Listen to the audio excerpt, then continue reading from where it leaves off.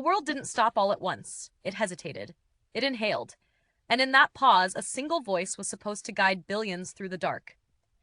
In January 2020, quiet warnings moved through hospital corridors and inboxes like distant thunder.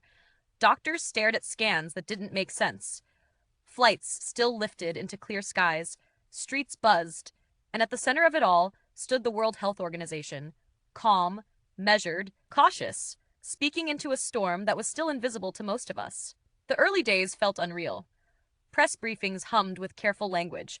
Phrases like limited evidence and no need for panic echoed across screens. To some, it sounded responsible. To others, it felt dangerously slow. Behind the scenes, scientists argued, data trickled in unevenly, and political pressure pressed in from every direction. The clock was ticking, but no one could agree how loud it should sound. Then the virus spread faster than words ever could.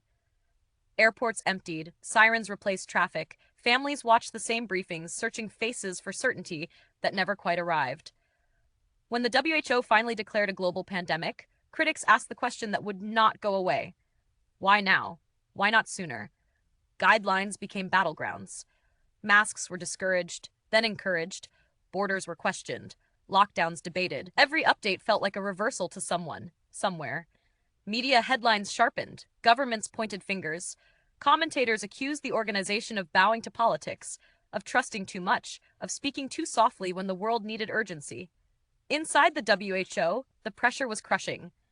Public health is built on evidence, not fear, but evidence takes time. And time was the one thing humanity no longer had.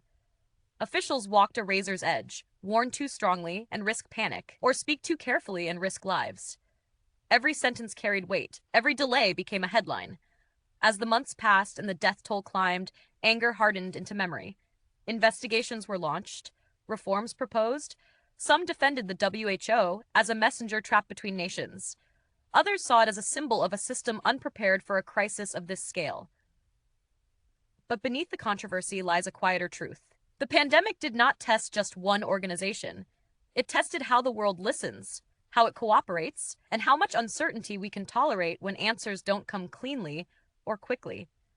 When the next warning arrives, and it will, the real question may not be who speaks first, but whether we are finally ready to hear uncomfortable truths in time. If this story made you think, help the channel grow by liking, sharing, and subscribing for more deep dives into the moments that shape our world.